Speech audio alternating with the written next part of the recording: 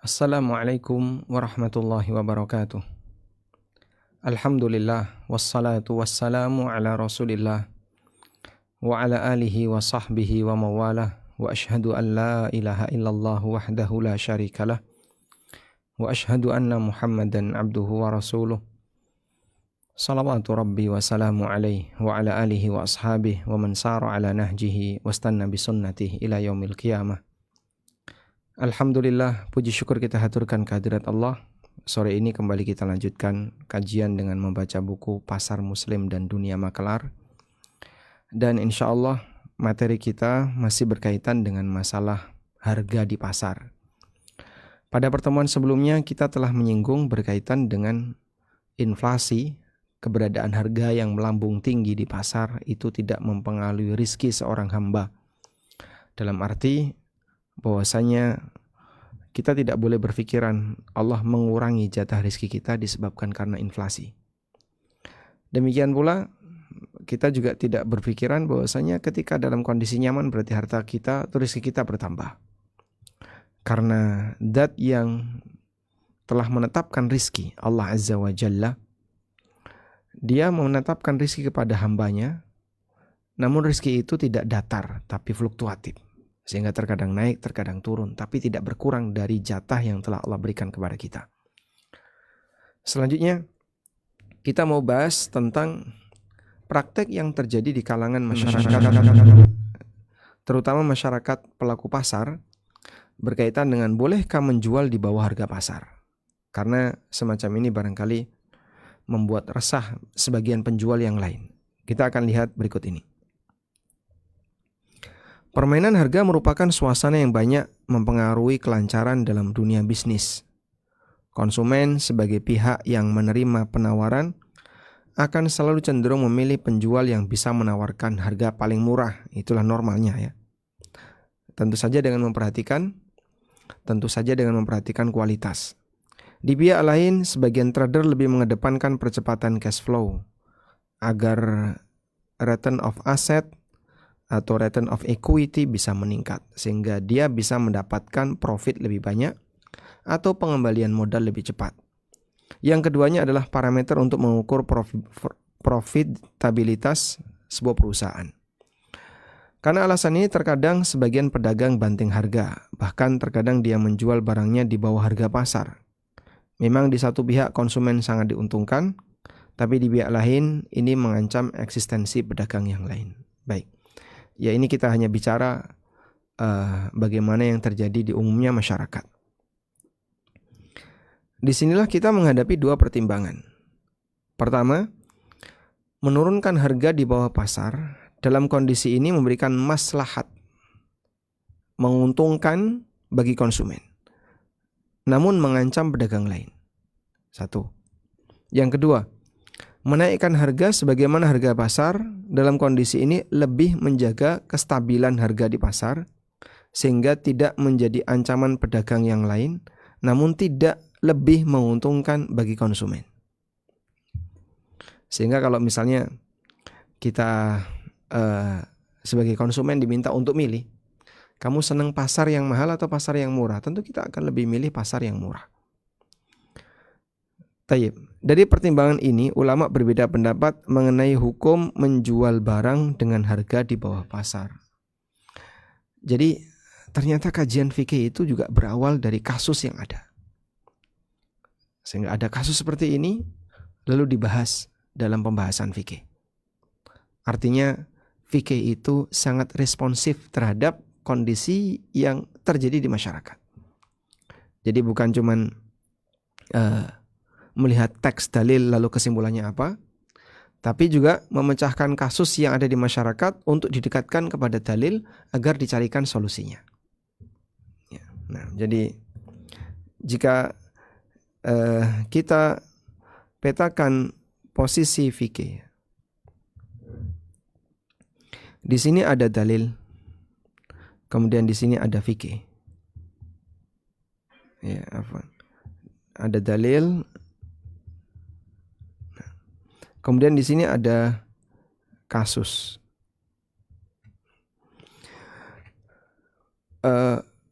peran fikih terhadap dalil adalah membuat kesimpulan. Nanti dibuat kesimpulan hukum. Sehingga ketika kita membaca firman Allah Ta'ala, kutiba alaikumusiyam, diwajibkan bagi kalian berpuasa. Apa kesimpulan yang kamu ambil dari ayat itu? Kesimpulannya adalah puasa hukumnya wajib. Dari mana? Di situ perannya fikih. Sementara kasus di masyarakat, bagaimana peran fikih? Ketika ada kasus di masyarakat, maka peran fikih adalah mendekatkan kasus tadi kepada dalil. Mendekatkan kasus kepada dalil untuk dicarikan solusi. Nah, kajian fikih muamalah dominan yang kedua. Kajian fikih ibadah dominan pertama. Saya sebut dominan, artinya tidak semua. Sehingga ketika kita belajar muamalah, sejatinya kita lebih banyak belajar kasus. Ketika kita belajar fikih ibadah, kita lebih banyak belajar dalil. Kemudian kaitannya dalil ini dengan kesimpulan hukum. Kecuali dalam kejadian tertentu, misalnya ada orang yang mengalami situasi tertentu sehingga dia tidak bisa melakukan ibadah secara normal. Ya, misalnya orang safar atau orang sakit atau kasus A, kasus B yang membuat dia tidak bisa beribadah secara normal. Maka dalam peristiwa itu kasus tadi didekatkan kepada dalil untuk dicarikan solusi bagaimana cara ibadah yang tepat dalam situasi tidak normal. Demikian pula ketika kita belajar fikih muamalah, kita menjumpai ada beberapa dalil, maka di situ kita bisa membuat sebuah kesimpulan hukum untuk dalil-dalil tersebut. Baik, semoga bisa dipahami bagaimana pengaruh fikih dalam kehidupan nyata manusia. Selanjutnya, yang pertama kita akan membahas aturan untuk al-jalib. Sebelum menyebutkan perbedaan pendapat di antara ulama, kami perlu menyebutkan bahwa masalah permainan harga tidak berlaku untuk para importir atau al-jalib. Al-jalib itu apa sih, Pak? Para tengkulak. Para tengkulak atau importir. Artinya orang yang mendatangkan barang di pasar. Para supplier barang di pasar. Jadi pelaku pasar itu ada 3. Pelaku pasar ada 3. Yang pertama, al-jalib. Ini supplier barang di pasar. Contohnya ya, para tengkulak yang dia membeli barang dari misalnya para petani yang ada di kampung atau dari produsen atau yang lainnya, kemudian dia bawa ke pasar. Itu namanya jalib. Yang kedua adalah para pedagang. Para pedagang. At-tujar.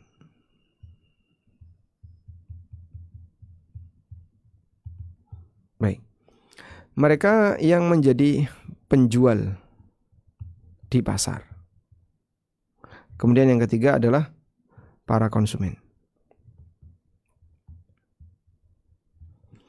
Ini 3 pemeran utama yang merupakan pelaku pasar. Nah, sekarang kita fokus di yang pertama, yaitu al-jalib. Para ulama mengatakan bahwasanya al-jalib atau orang yang dia mendatangkan barang, mereka yang kulak barang dari luar dan dijual dengan partai besar di pasar. Terdapat penegasan dari para ulama bahwa mereka sepakat al-jalib atau importir, para tengkulak yang menjadi supplier pasar, diberi kebebasan untuk menetapkan harga untuk barang yang dia jual.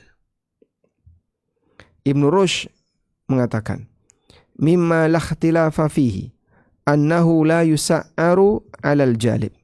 Di antara masalah yang tidak diperselisihkan bahwa para importir yaitu jalab, para jalib tadi tidak ada penetapan harga. Di tempat yang lain Ibnu Rus mengatakan, ammal jalab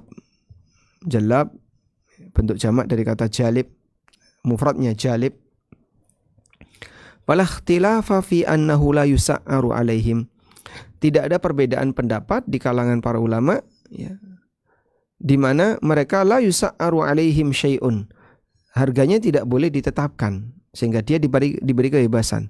Mimma jalabuhu lil bai', yang mereka datangkan untuk dijual, ya. Sehingga bagian yang dia bawa supplier sayur, supplier buah-buahan, supplier apalagi, aneka supplier. Jadi barang di pasar itu ada dari supplier-supplier ini. Maka yang ini tidak ada istilah dilarang banting harga atau dibatasi, kamu tidak boleh menjual di bawah harga sekian. Mereka tidak berlaku aturan seperti itu. Baik. Mengapa mereka diberi kebebasan menentukan harga? Karena barang yang dibawa para importir merupakan sumber keberadaan barang yang beredar di pasar. Misalnya di pasar Jakarta, buah salak didatangkan dari Jogja. Si A adalah tengkulak salak yang membawa salak dari Jogja ke Jakarta. Ketika si A membawa sekian kontainer salak, dia diberi kebebasan untuk menjual salaknya meskipun jauh di bawah harga pasar. Jadi biasanya per kilo, anggaplah di Jakarta per kilo 10.000, di Jogja per kilo 5.000. Maka jalib ini dia borong salak dari Jogja dibawa ke sana dengan harga 7.000 misalnya, atau dengan harga 6.500. Dia sudah merasa untung, dan itu pun dia jual dengan partai besar. Ketika si A membawa sekian kontainer, dia diberi kebebasan untuk menjual salaknya meskipun jauh di bawah harga pasar, karena posisi si A adalah sumber keberadaan salak di pasar. Nah, kita bisa mengenali di sini, barangkali di antara Bapak Ibu sekalian, ya, saya baru kenal istilah jalab, jalib, ya. Nah, inilah contoh ketika kita belajar fikih muamalah akan menemukan beberapa istilah baru, ya, yang mungkin sebelumnya belum pernah kita kenal. Kembali kepada masalah harga tadi. Apa dasarnya? Ini bagian dari pengamalan hadis Nabi SAW yang melarang orang kota untuk menjualkan barang milik orang desa yang dia antar ke pasar. Orang desa yang masuk pasar dengan membawa hasil alam, dia bisa masuk pasar dan menjual barangnya kepada para konsumen di pasar meskipun dengan harga murah. Rasulullah SAW pernah bersabda, la yabi' hadirun libadin. Janganlah orang kota menjualkan barang milik orang desa. Maksudnya gimana, Pak? Artinya kalau ada orang desa datang ke pasar membawa barang, orang kota jangan jadi maklarnya. Biarkan orang desa ini menjualkan sendiri. Da'unna sayarzuqillahu ba'dahum biba'. Biarkan masyarakat diberi rezeki oleh Allah dari sebagian mereka untuk sebagian yang lain. Sehingga ketika orang desa ini dia menjual sendiri, mungkin dia akan menjual dengan harga yang lebih rendah. Karena dia sendiri yang memiliki barang itu, hasil dari kebunnya sendiri. Kemudian saat dibawa ke pasar, dia sendiri yang menjual. Saat ada banyak pembeli, dia bisa mendapatkan harta yang lebih banyak, ya, di posisi harga itu lebih murah, sehingga saling menguntungkan. Orang desa ini dapat untung karena dia merasa laris dagangannya.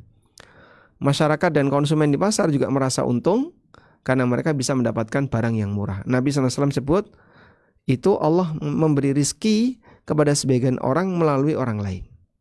Dan Nabi SAW melarang, da'un nas, biarkan masyarakat, Allah kasih rizki melalui sebagian untuk sebagian yang lain.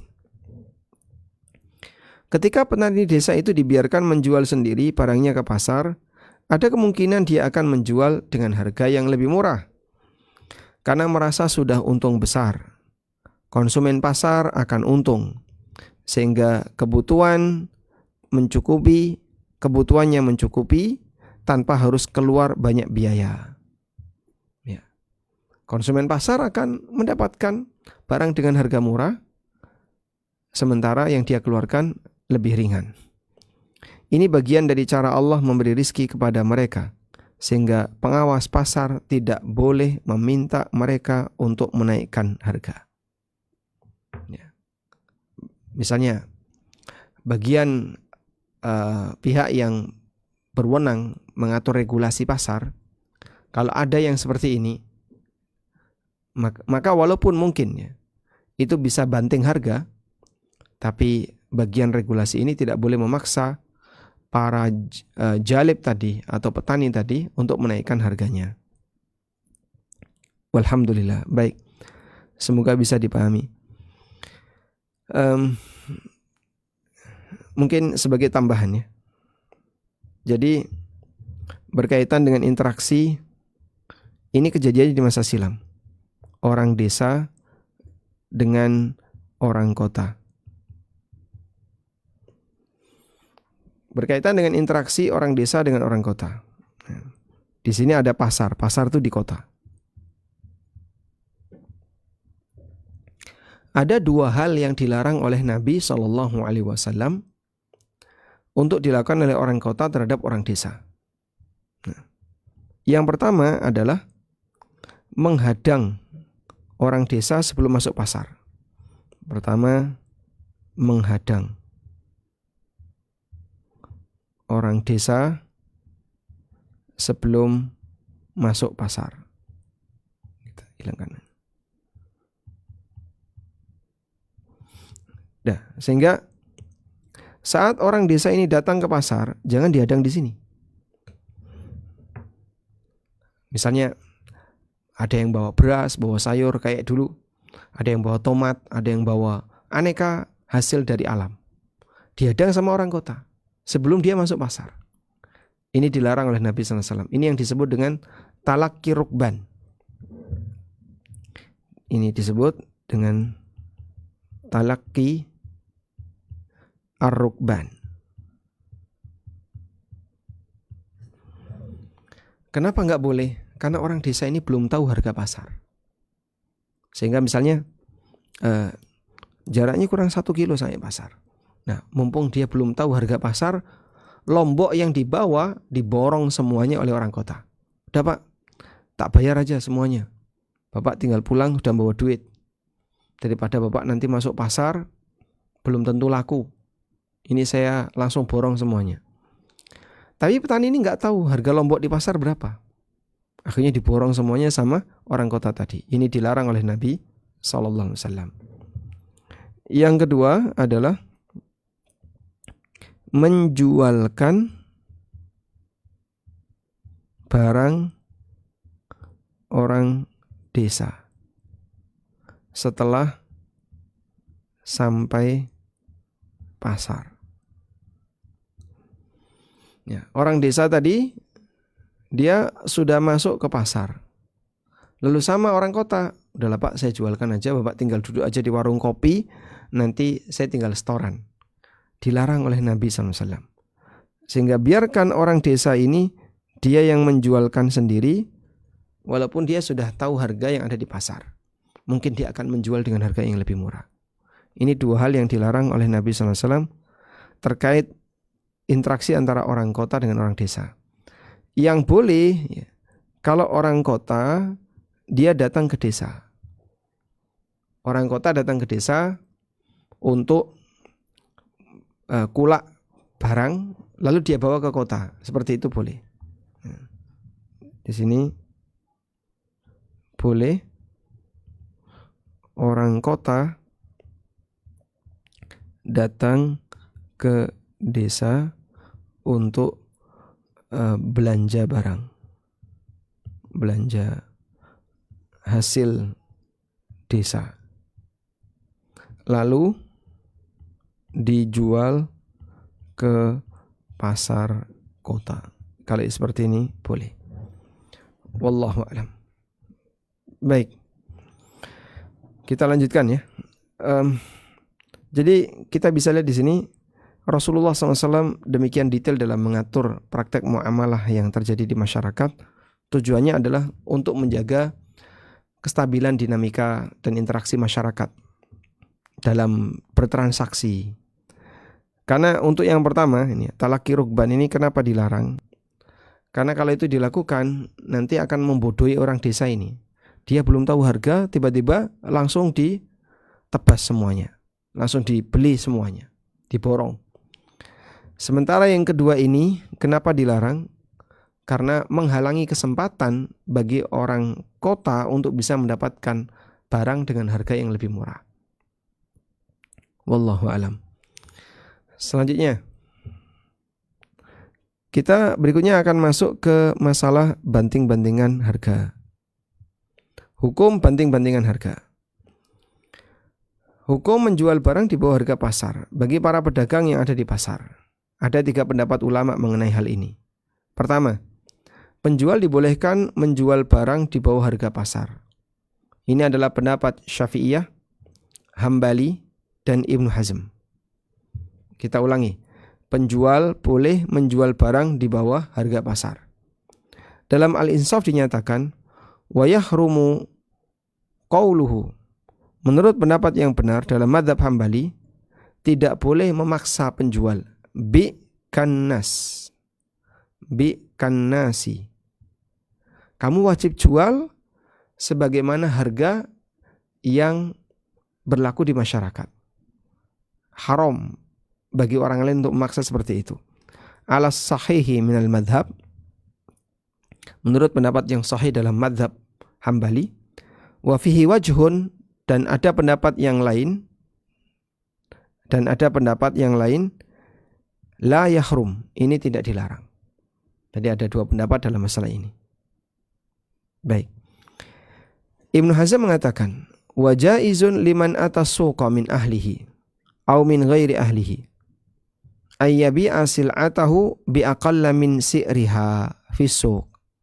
Boleh bagi orang yang mendatangi pasar, baik pelaku pasar atau selain pelaku pasar, baik pedagangnya atau yang bukan pedagang pasar itu, ayyabi'a sil'atahu, untuk menjual barangnya, bi aqalla min si'riha, kurang dari harga normal fi suq, di pasar, wa bi aktsara, atau yang lebih, wala tirada li ahli suqi alaihi fi dzalika, dan bagi pedagang di pasar yang lain tidak boleh menolak fi dzalika, dalam hal ini, wala li sultan, demikian pula untuk pemerintah.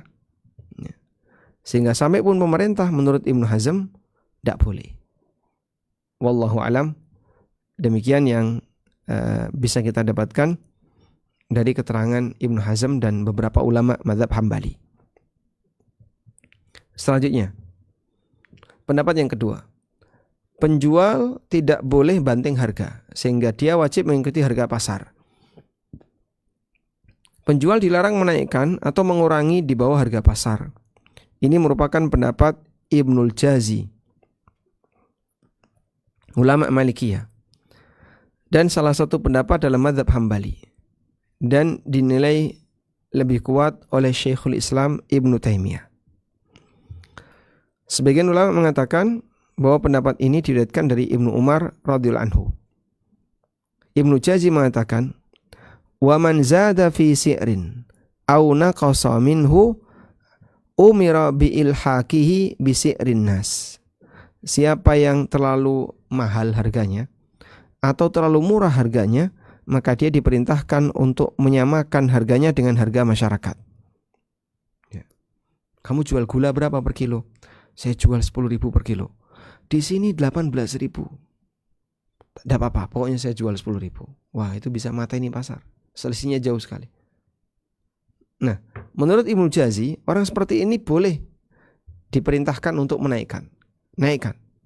Kalau enggak, nanti diboikot sama pemerintah. Baik.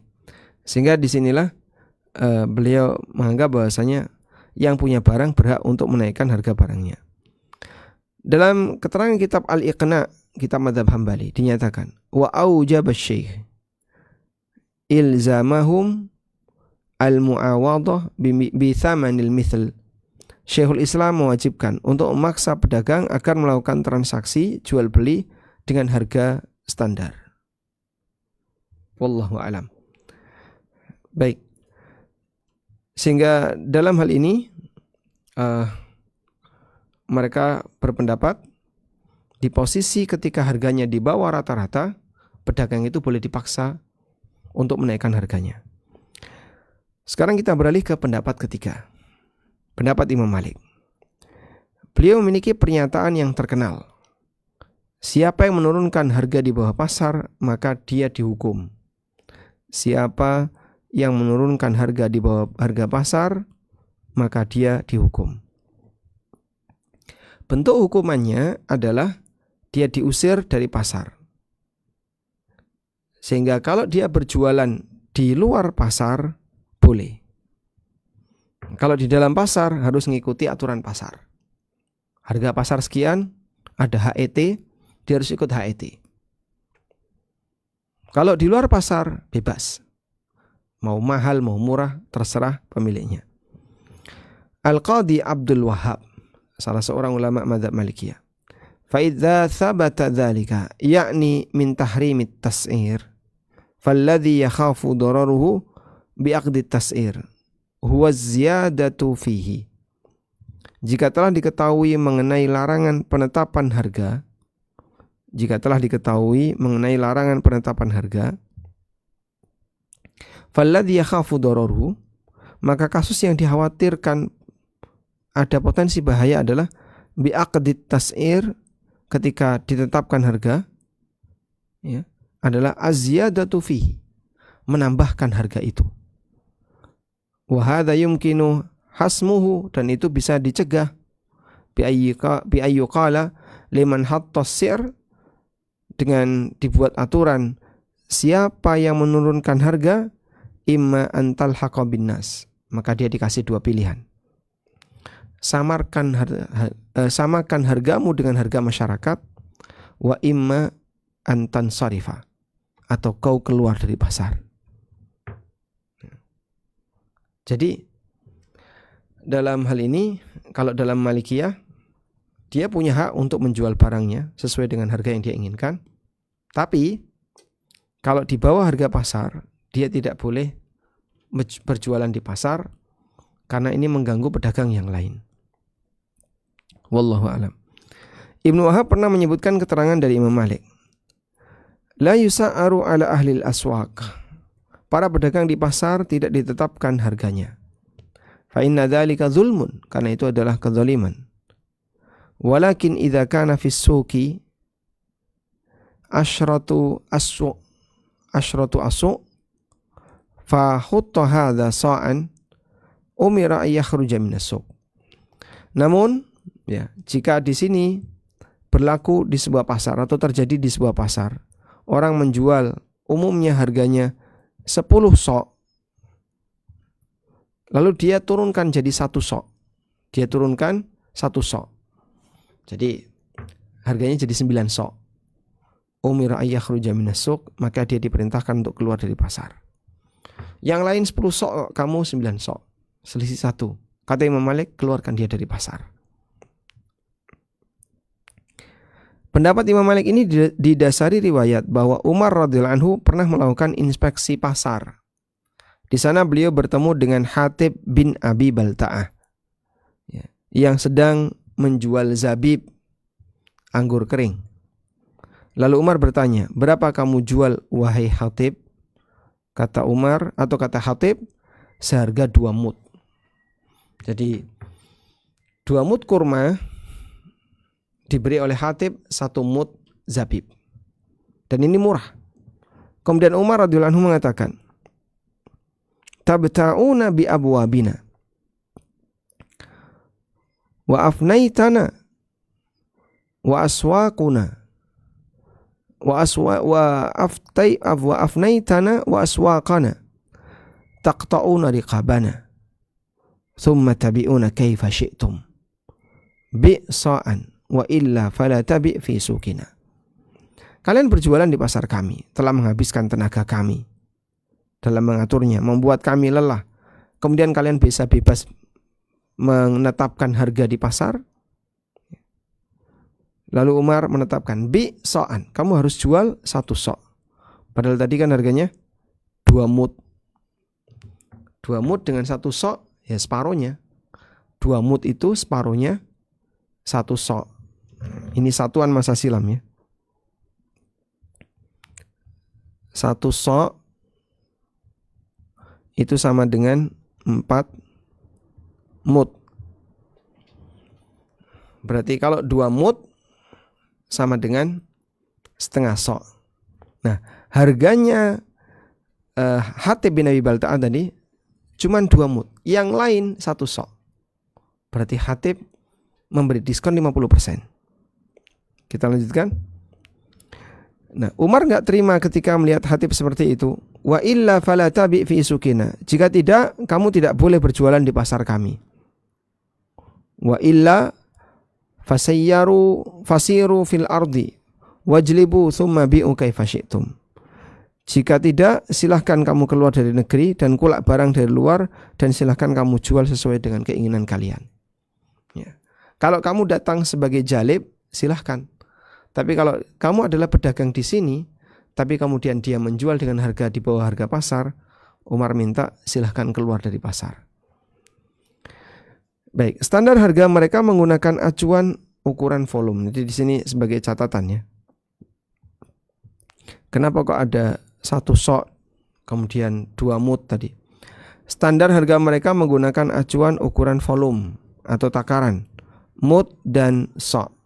1 mud sama dengan 1 cakupan 2 telapak tangan, ini 1 mud. Sementara 1 sok sama dengan 4 mud, 1 sok 4 kali ini. Karena yang ditakar adalah bahan makanan, karena bahan makanan menjadi alat transaksi ketika itu. Jadi orang melakukan barter antara gandum dengan zabib, antara kurma dengan gandum dan seterusnya. Dalam riwayat yang lain, Umar tidak melarang Hatib untuk berjualan. Yang dilarang oleh Umar adalah berjualan di pasar Madinah. Sehingga saat di situ ada penetapan harga yang lebih murah, atau Hatib menjual barang dengan harga yang lebih murah, bahkan separuh dari harga normal, Umar tidak melarang. Tapi yang dilakukan oleh Umar apa? Silahkan kamu keluar dari pasar. Karena ini membahayakan pasar dan mengganggu pedagang yang lain. Sementara Islam menghilangkan setiap gangguan, baik yang madaratnya kembali kepada pribadi maupun kepada orang lain. Sebagaimana sabda Nabi SAW, la dharara wa la dirar. Tidak boleh membahayakan diri sendiri maupun orang lain. Hadis sahih riwayat Ahmad, Ibnu Majah dan yang lainnya. Lalu bagaimana tarjihnya? Nah, di sini saya mencoba melakukan tarjih.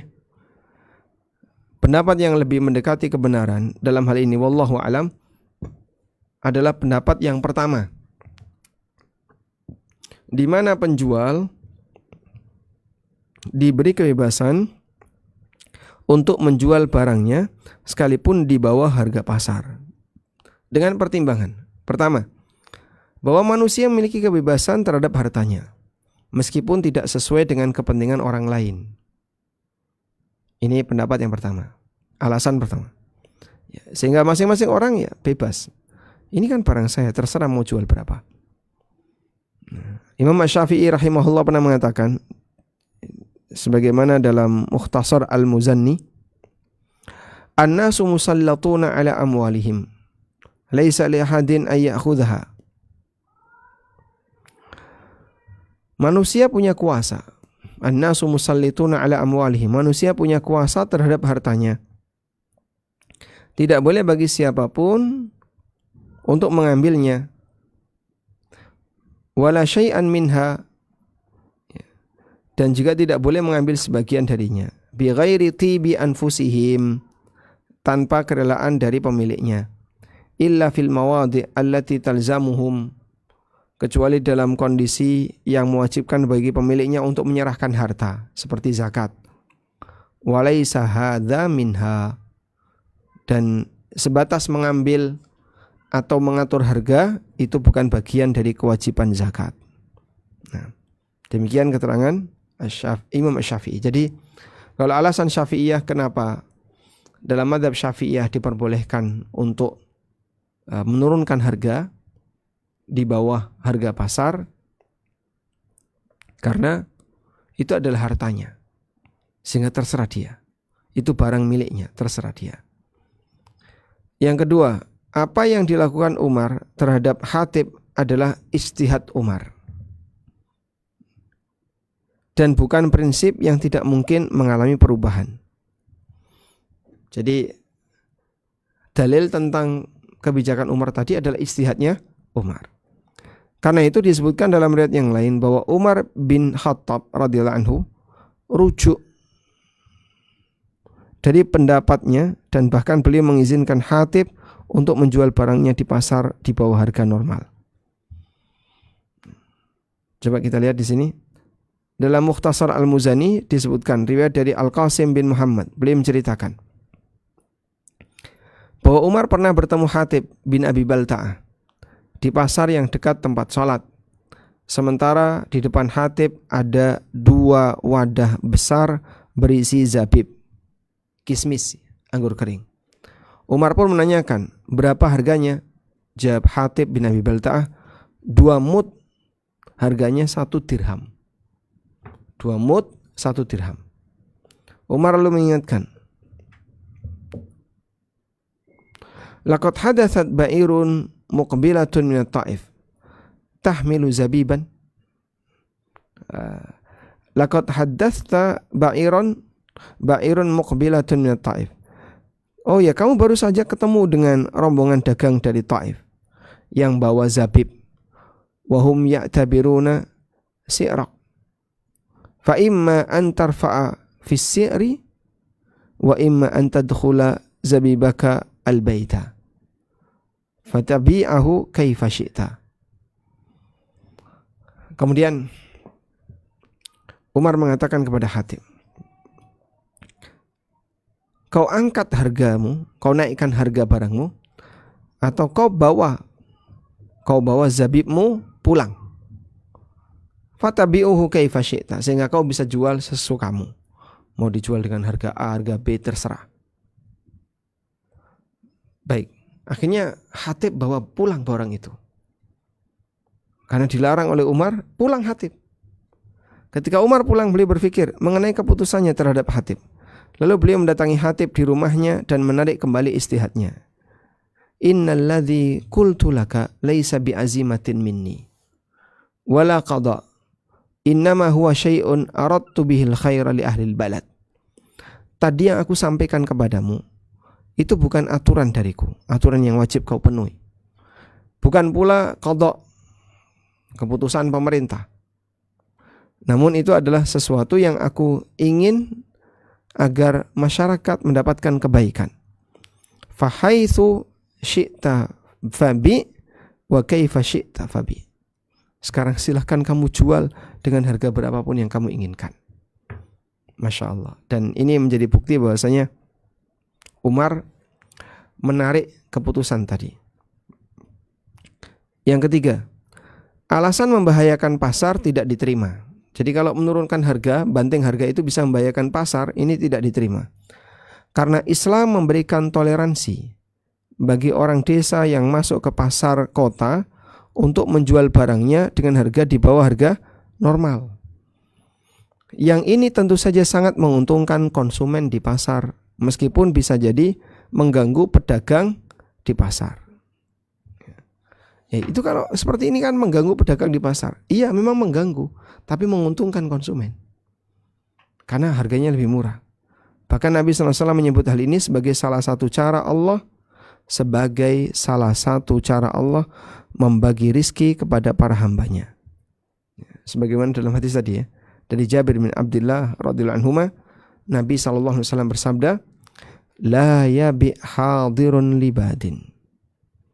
Orang kota jangan menjualkan barang milik orang desa. Da'un nasa yarzuqillahu ba'dahum min ba'd.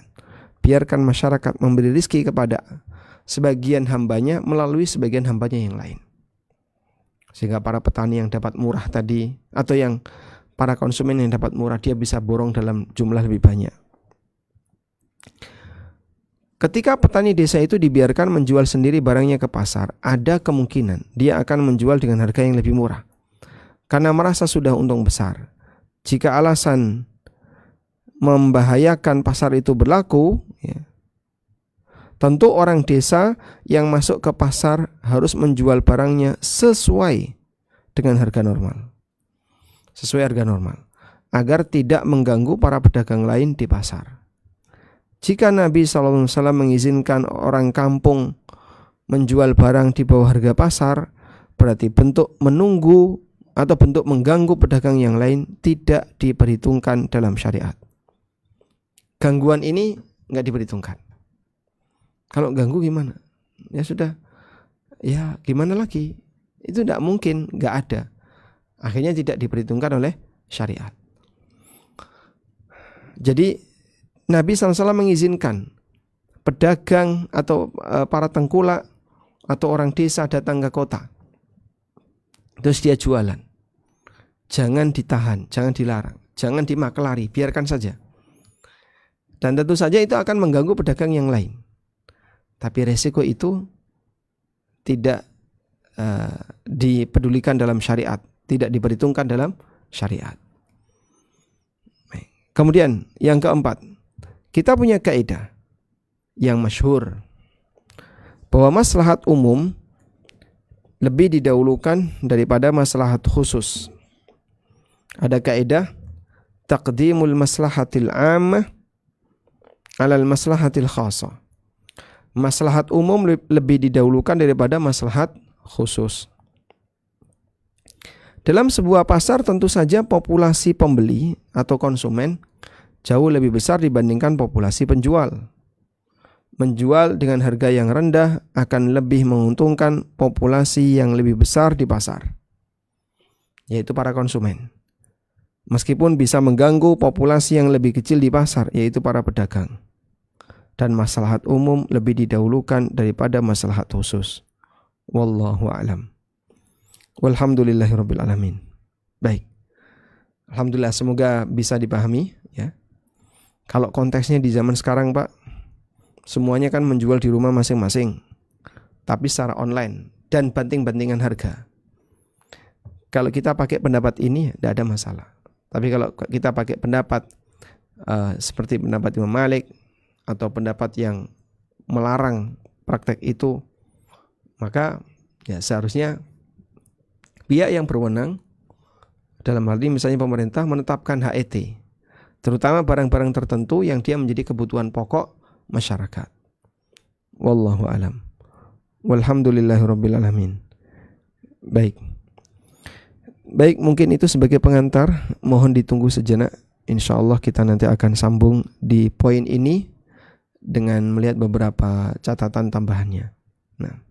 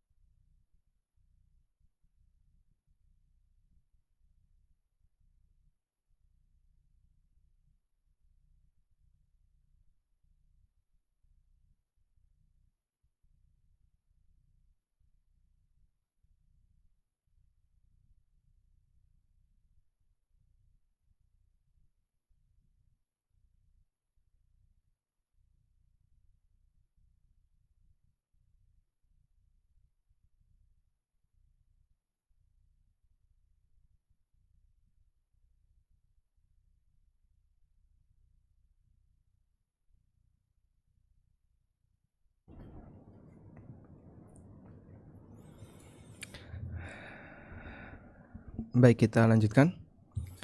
Berkaitan dengan beberapa pelanggaran di pasar. Barangkali ada beberapa kasus yang terjadi di masyarakat dan ini bisa mempengaruhi harga di pasar. Di antaranya adalah menimbun barang atau ihtikar. Kita lihat secara prinsip dalam Islam pasar bersifat bebas. Tidak boleh ada intervensi dari pihak manapun. Karena persyaratan sahnya sebuah transaksi adalah keridhaan kedua belah pihak yang bertransaksi. Sehingga nggak boleh ada paksaan. Kamu harus jual sekian, kamu harus beli sekian. Itu pada asalnya. Kebebasan tersebut bukan berarti tanpa batas, tanpa adanya aturan dalam bertransaksi. Namun harus tetap ada kontrol dari pihak negara dalam bentuk hisbah. Hisbah itu apa? Lembaga yang mengontrol. Namanya hisbah. Hisbah bisa juga lembaga yang menegakkan amar ma'ruf nahi mungkar. Yang bertugas mengawasi pasar dari kemungkinan terjadinya kezaliman dan transaksi yang diharamkan.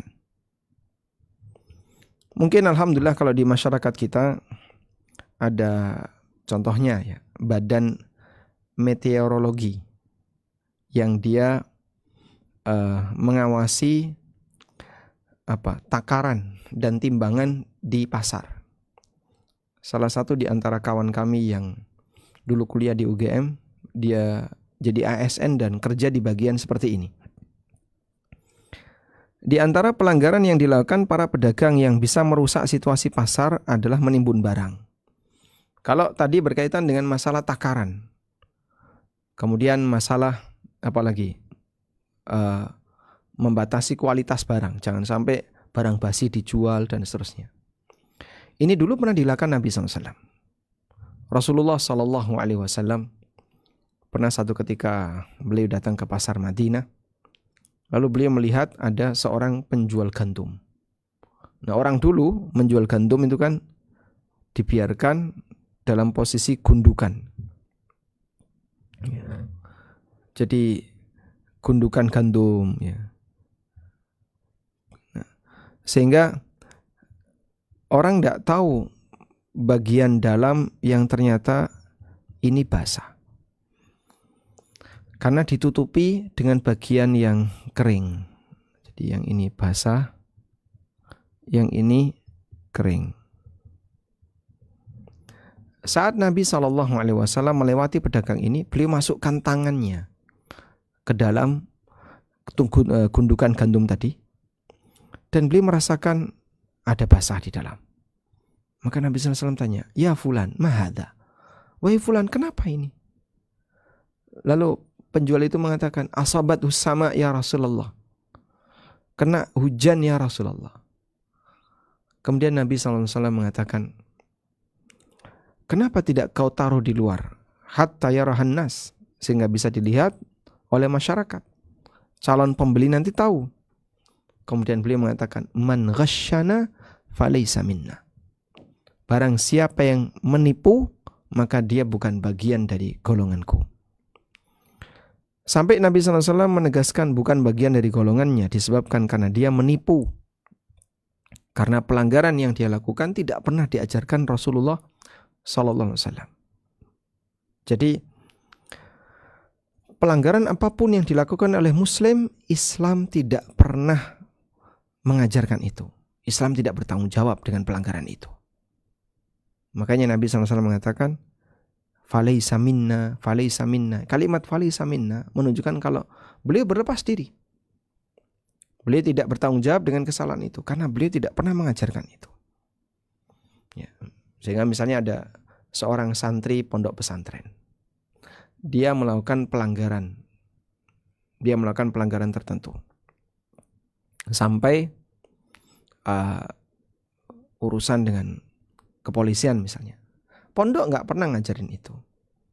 Maka pondok boleh mengatakan, kami berlepas diri dari kesalahan itu. Karena kami tidak pernah mengajarkannya. Nah, dalam situasi itu Nabi SAW menyampaikan satu kalimat. man ghasyana, barang siapa yang menipu kami, falaisa minna, maka dia bukan bagian dari ajaran kami. Saya tidak pernah ngajarin kayak gitu.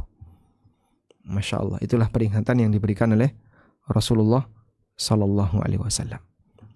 Baik, nah ini contoh bagaimana upaya yang dilakukan oleh Rasulullah SAW untuk mengawasi suasana pasar. Umar bin Khattab radhiyallahu anhu juga melakukan yang sama. Bahkan beliau sampai mensyaratkan pelaku pasar harus paham fikih, sehingga ditanya satu-satu. Kalau tidak, diusir. Tidak bisa, diusir.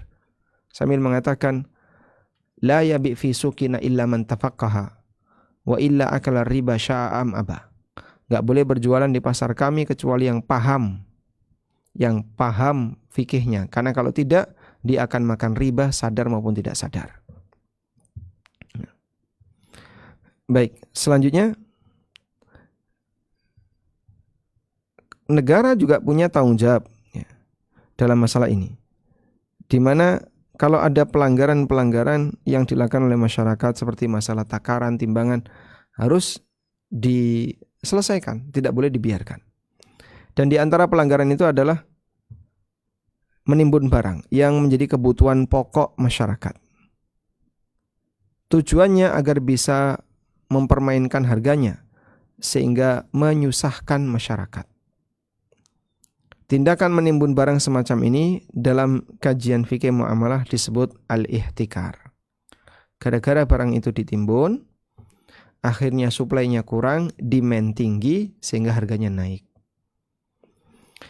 Ihtikar dilarang dalam Islam. Terdapat banyak dalil yang menyebutkan larangan ihtikar. Di antaranya firman Allah Ta'ala, wa may yurid fihi bi ilhadim bi dzulmin nudzikhu min adzabin alim. Siapa yang punya keinginan di dalamnya, yaitu di tanah Mekah, untuk melakukan kejahatan secara zalim, nudzikhu min adzabin alim, niscaya akan kami rasakan kepadanya, kami berikan kepadanya sebagian siksa yang pedih. Sebagian ulama tafsir menyebutkan makna melakukan kejahatan secara zalim adalah menimbun barang agar bisa menguasai pasar di Mekah. Menimbun barang agar bisa menguasai pasar di Mekah. At-Tabari menyebutkan riwayat dari Habin bin Abi Thabit.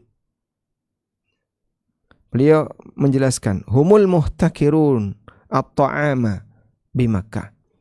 Mereka adalah orang yang menimbun makanan di kota Mekah.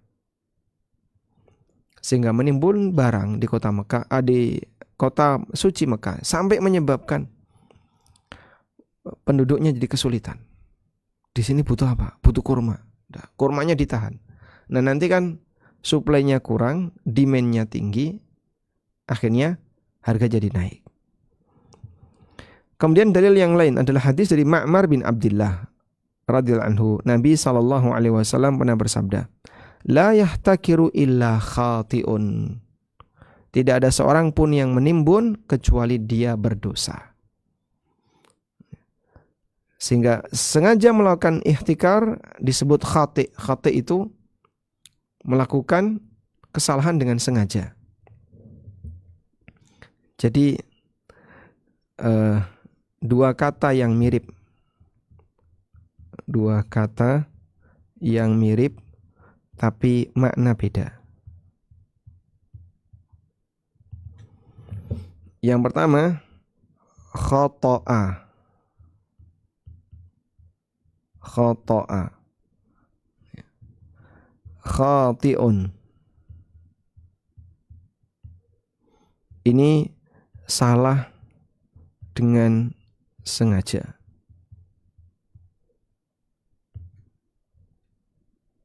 Yang kedua, akhto'a.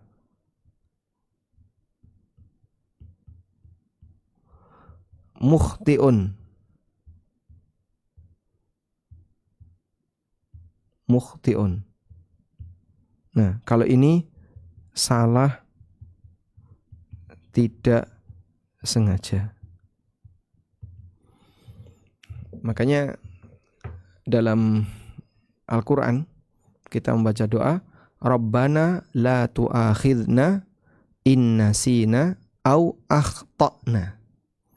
Kita tidak mengatakan au khata'na, tapi akhtana. Akhta'a artinya salah yang tidak sengaja. Selanjutnya,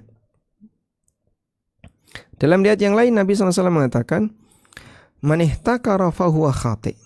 Siapa yang berihtikar menimbun barang berarti dia sengaja melakukan kesalahan. Dalam hadis yang lain Nabi SAW juga bersabda dari Ma'qil bin Yasar, Rasulullah SAW mengatakan, man dakhala fi syai'in min as'aril muslimin liyughliyahu. Siapa yang ikut campur dalam menentukan harga di tengah kaum muslimin agar menjadi mahal, liyughliyahu alaihim, agar menjadi mahal harga itu sehingga menyusahkan mereka, fa inna haqqan 'alallahi ayyuqidahu bi'udmin minan nari yaumal qiyamah. Maka ya, Allah akan mendudukkannya di tempat yang besar di hari kiamat. Allah akan mendudukkannya di tempat yang besar kelak di hari kiamat. Dia dihukum di tempat yang besar di hari kiamat. Hadis sahih riwayat Ahmad. Baik.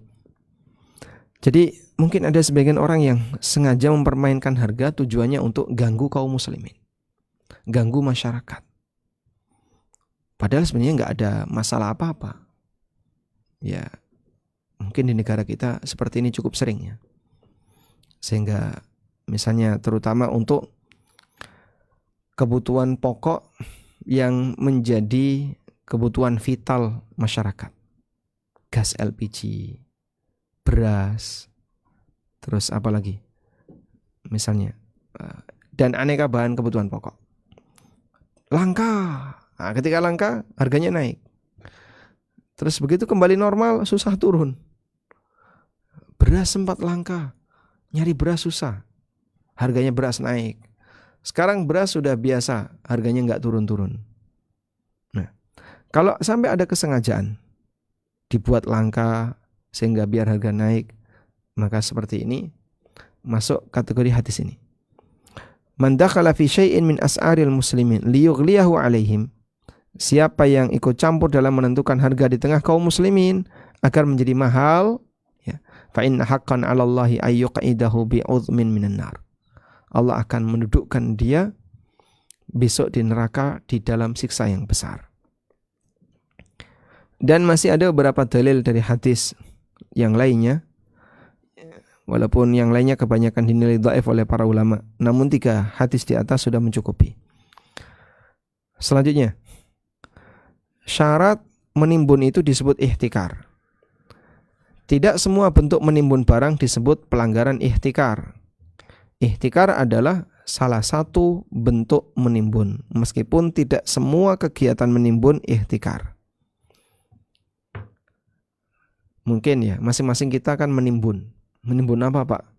Di rumah masing-masing pasti punya beras. Pasti punya bahan makanan di kulkas. Nah, yang kita tahan itu masuk kategori menimbun. Tapi apakah itu ihtikar yang terlarang? Ya, jawabannya, jika tidak memenuhi kriteria ihtikar yang dilarang, maka dia tidak termasuk pelanggaran dalam masalah ini. Para ulama menyebutkan beberapa syarat untuk bisa disebut ihtikar yang terlarang. Pertama, barang yang ditimbun adalah barang yang dibeli di pasar. Adapun barang yang dihasilkan dari tanahnya sendiri, lalu disimpan untuk kepentingan pribadinya, atau penjualannya ditunggu hingga ada kenaikan harga, tidak termasuk ihtikar. Dan syarat ini merupakan ijma' ulama.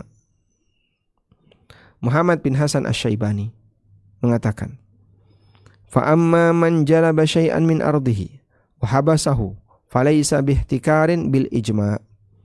Adapun orang yang mendapatkan barang dari tanahnya sendiri lalu dia tahan, maka tidak termasuk ihtikar dengan ijma' ulama. Li'anna dzalika khalisu haqqihi, karena itu menjadi hak pribadinya. Falam yakun bil habsi mubtilan haqqa ghairihi, sehingga kalau dia tahan, dia timbun, itu tidak membatalkan hak orang lain. Sehingga misalnya petani panen jagung dari sawahnya, kemudian jagung itu disimpan sampai ada kenaikan harga. Hukumnya boleh. Karena jagung ini murni haknya dan tidak ada kaitannya dengan hak orang lain. Ya, jadi dia tidak nyerap di lapangan, tapi dia punya, kemudian dia tahan. Yang kedua, barang itu dibeli ketika harga mulai naik. Barang itu dibeli ketika harga mulai naik. Jika barang itu dibeli ketika harga masih murah, karena ketersediaan di pasar masih banyak, bukan termasuk ihtikar. Sehingga ini sedang banjir nih. Apa? Duren. Wah, murah di mana-mana. Akhirnya kita beli duren dalam jumlah banyak pun tidak akan mengurangi stok duren yang ada. Nah, ketika kita beli itu, terus kita simpan. Boleh. Nanti kemudian dijual ulang. Al-Baji dalam Muntaka mengatakan, wa yata'allaqul man'u biman yashtari fi waqtil ghala aktsara min miqdari qutihi. Larangan ihtikar itu berlaku untuk orang yang membeli bahan makanan melebihi kebutuhannya ketika harga mulai naik. Fi waqtil ghala. Ketika harga mulai naik. Melebihi dari kebutuhannya. Nah, berarti ada maksud enggak benar ini. Ini harga lagi naik, malah dia kumpulin dalam jumlah banyak, ditimbun. Nah, kasus ini mungkin seperti nimbun masker yang dulu pernah terjadi. Sehingga kenapa kok langka? Padahal banyak orang yang butuh. Oh, ternyata ditimbun oleh sebagian orang.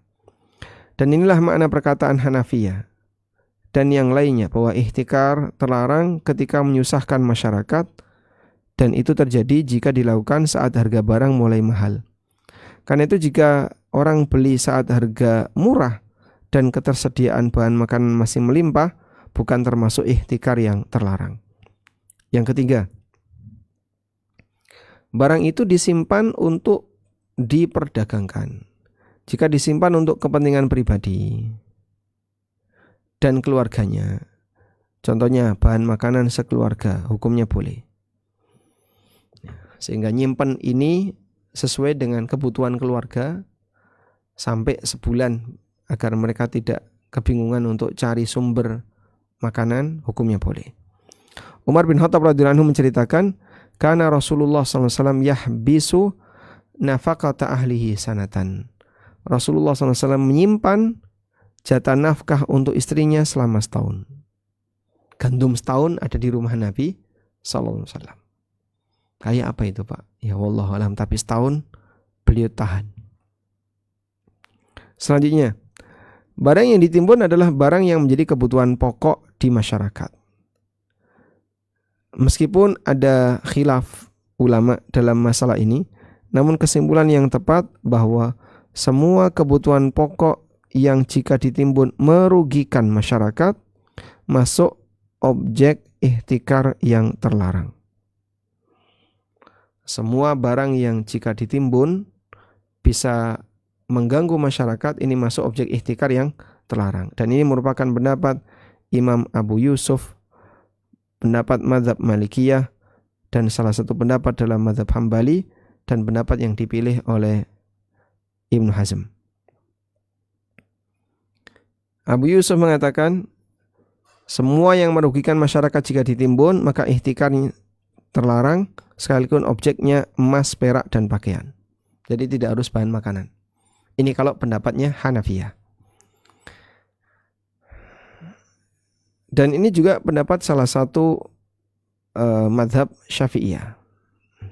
Ya, sebagaimana disebutkan dalam kitab Asnal Matalib, Al-Qadhi Husain mengatakan bahwa pakaian yang dibutuhkan masyarakat karena sangat dingin atau untuk menutup aurat, maka makruh untuk ditimbun. Nah, wallahu alam. Walhamdulillahirabbil alamin. Kemudian yang terakhir ya, tentang hukuman ya. Bagaimana hukuman untuk pelaku ihtikar?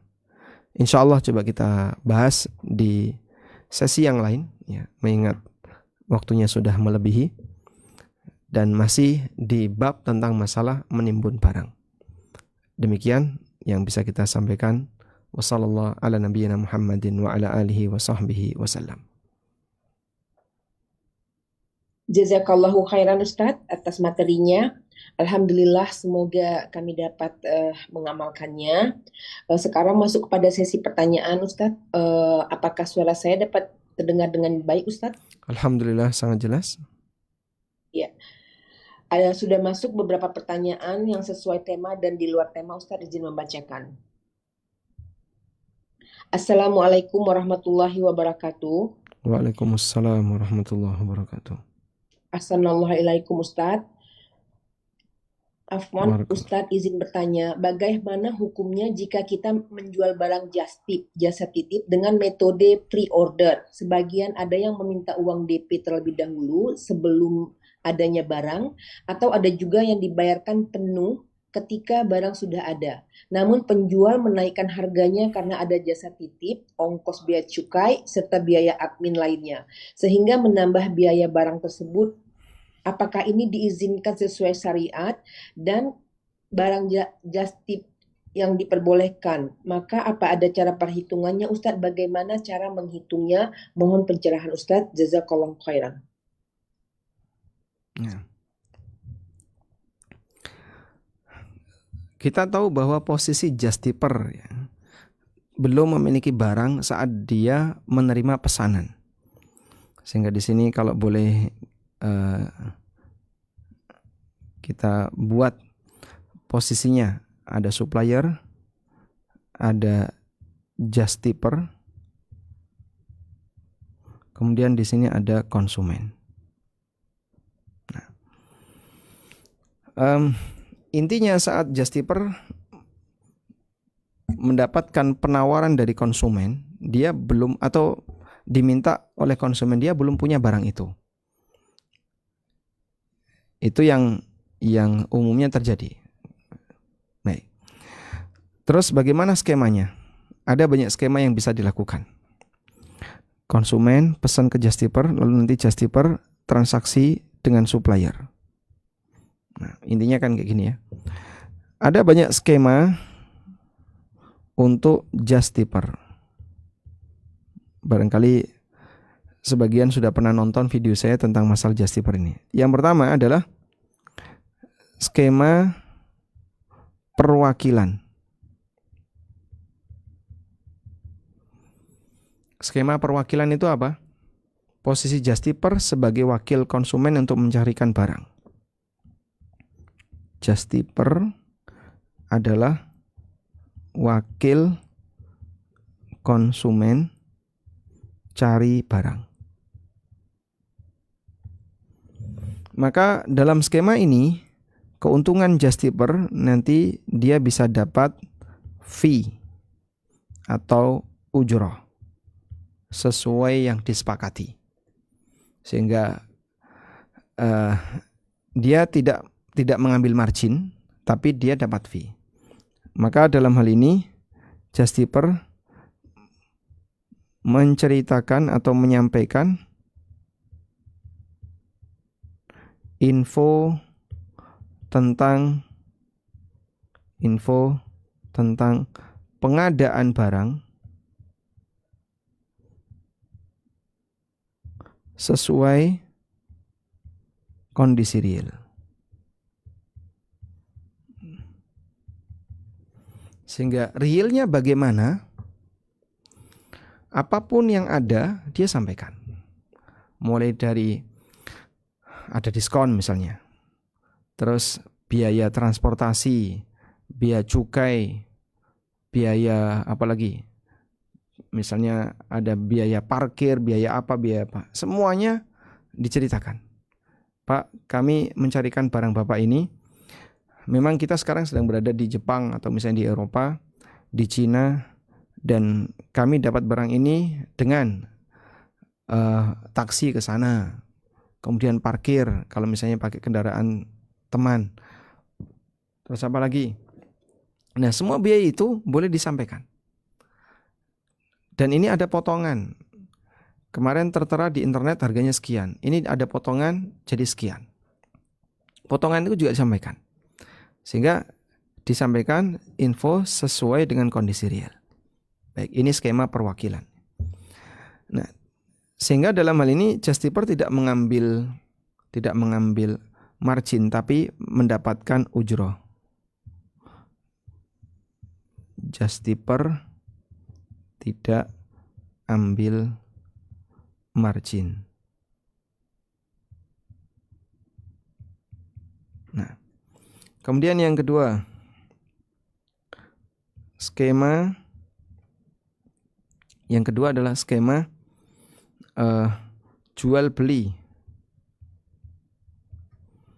Nah, skema jual beli ini ada dua. Yang pertama adalah menggunakan transaksi salam. Berarti dalam hal ini konsumen wajib bayar tunai. Tidak boleh ada DP, wajib bayar tunai. Mohon maaf, sebelumnya yang atas kita tambahkan juga bahwa untuk skema wakil maka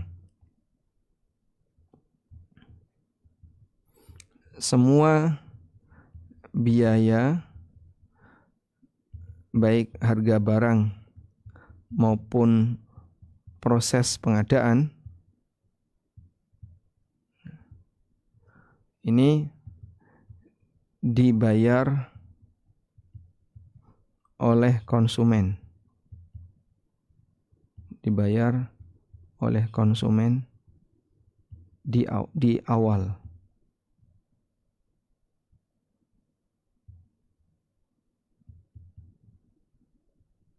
Di depan. Jadi dalam arti tidak ditalangi, tidak diutangi, tapi dibayar di depan. Pak, harganya ternyata sekian, Pak.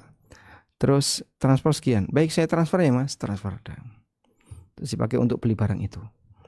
Yang kedua, skema salam. Konsumen wajib bayar tunai. Jika tidak tunai, maka jadinya jual beli kali bil kali, utang dengan utang. Kemudian yang ketiga atau berikutnya yang B adalah jual beli biasa. Jual beli biasa. Nah, jual beli biasa berarti tidak ada kewajiban bayar tunai di depan. Dalam hal ini yang terjadi adalah ada 2 kali proses. Proses yang pertama adalah pemesanan. Pemesanan. Dalam proses pemesanan ini konsumen tidak boleh bayar apapun. Karena justiper belum punya barang. Justiper belum punya barang. Baik. Nah, untuk proses ini pemesanan tidak boleh bayar apapun karena justiper belum punya barang. Maka jika konsumen bayar DP, hukumnya dilarang. Karena masuk kategori kali bil kali.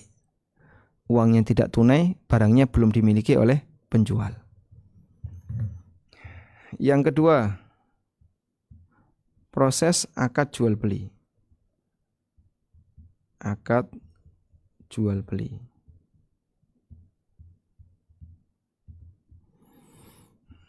Boleh dilakukan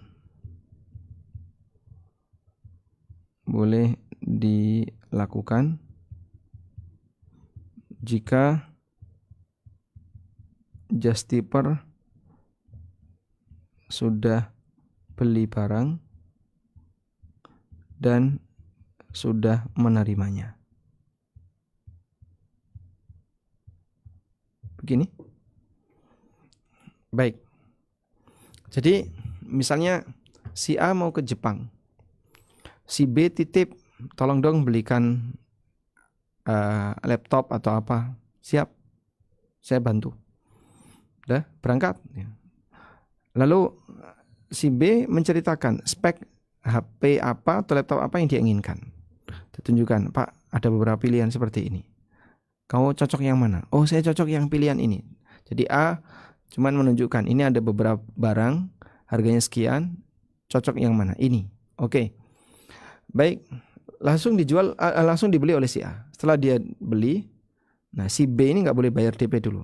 Setelah si A beli, baru ditransaksikan ke B. Saya sudah beli barang ini, sudah saya terima, harganya ke Anda sekian. Nanti diterima di rumah. Oke, siap. Boleh seperti itu. Wallahu a'lam. Mudah-mudahan bisa dipahami. Jazakallah khairan Ustadz. Pertanyaan berikutnya, Assalamualaikum warahmatullahi wabarakatuh. Waalaikumsalam warahmatullahi wabarakatuh. Ahsanallahulaikum Ustadz. Semoga Allah selalu merahmati Ustadz dan senantiasa selalu dalam lindungan Allah Subhanahu wa taala. Barakallahu fiik. Ustadz izin bertanya, jika kita berjualan makanan, kemudian salah satu harga bahan pokoknya naik, kemudian kami merubah takaran resep dan mengganti merek bahan baku tersebut. Tetapi harga jual ke customer tidak kami naikkan, harga sesuai resep awal. Untuk rasa insya Allah tidak berubah, Ustadz. Apakah tindakan kami ini diperbolehkan Ustadz, atau kami tetap harus menyampaikan ke customer kalau ada perubahan resep dan bahan baku dan perubahan harga? Jazakumullahu khairan Ustadz, barakallahu fikum. Baik, karena Anda produsen, maka Anda wajib menceritakan adanya perubahan objek jika memang bahannya berubah. Sehingga bahan baku ini naik. Kalau pakai resep yang pertama, sebagaimana yang dipesan oleh konsumen, dan Anda sudah menyepakati resep ini, misalnya konsumen minta, tolong nanti gulanya jenis ini, tepungnya jenis ini. Dah? Tapi gula dan tepung jenis itu naik. Dan waktu Anda kesepakatan deal, harganya di angka, anggaplah 200.000.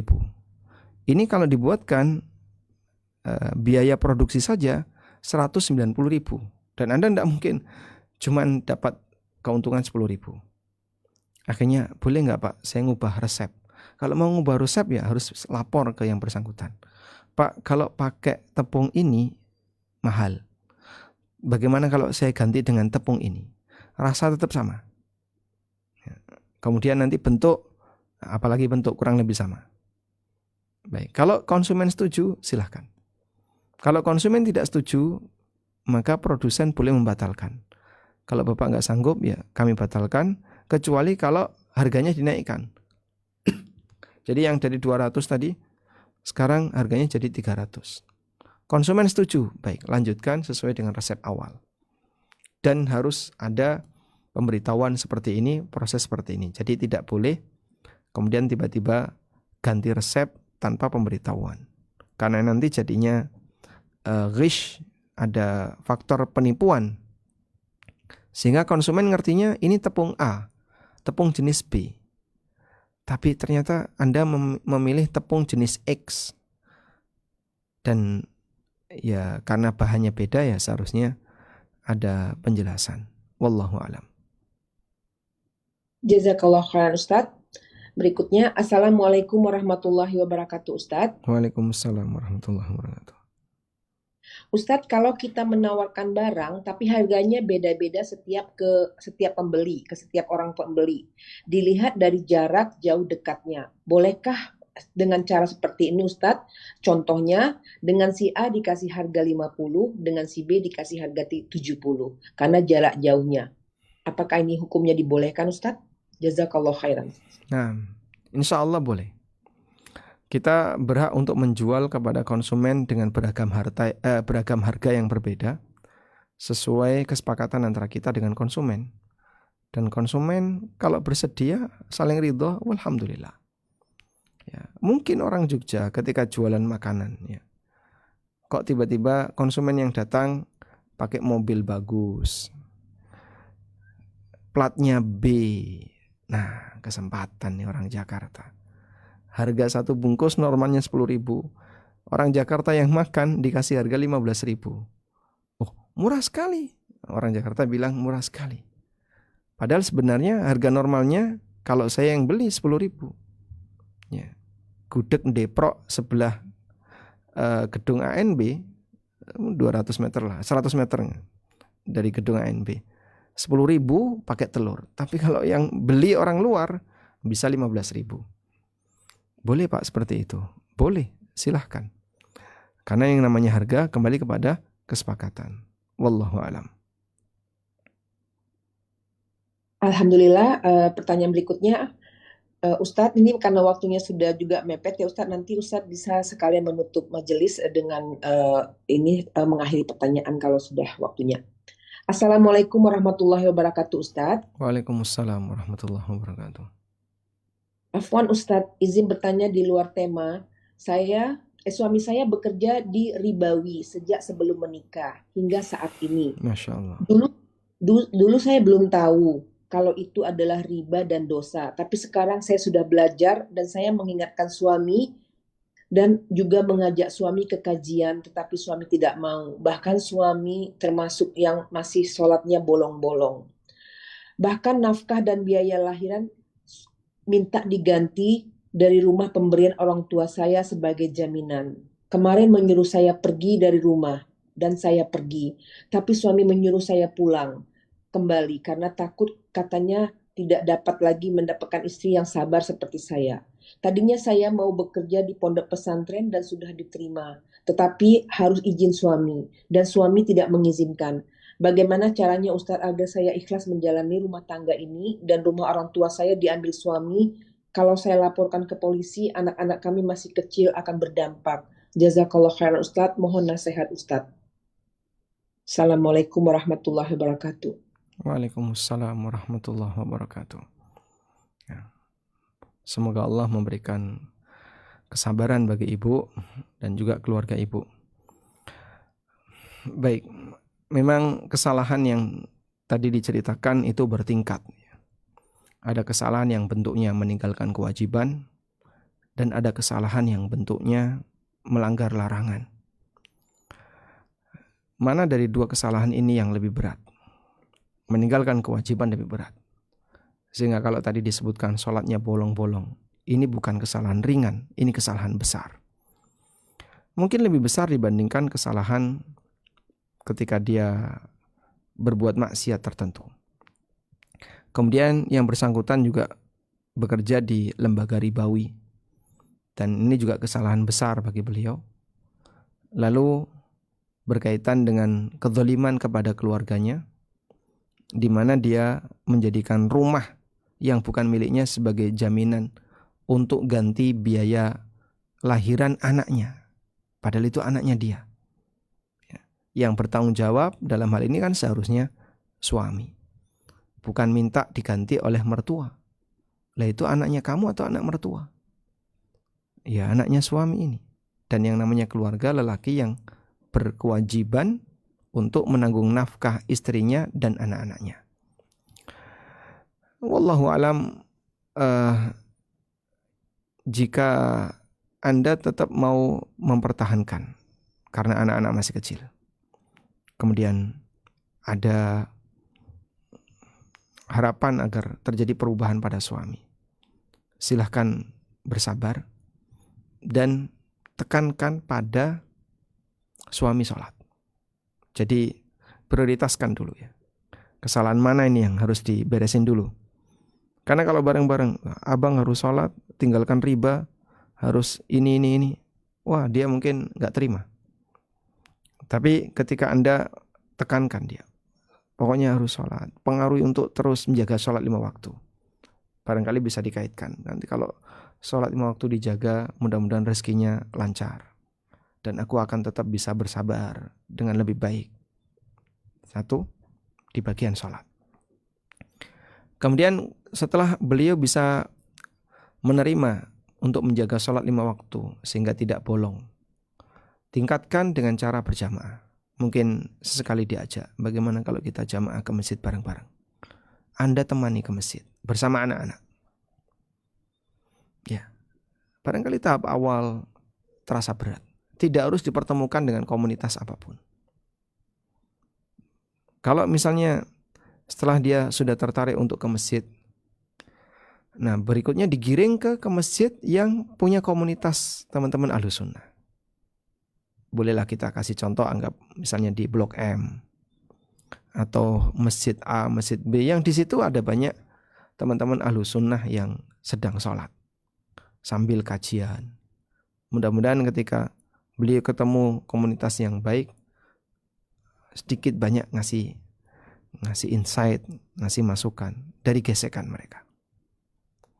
Selanjutnya, ketika sudah menerima, mungkin perubahan sampai meninggalkan riba itu butuh waktu panjang.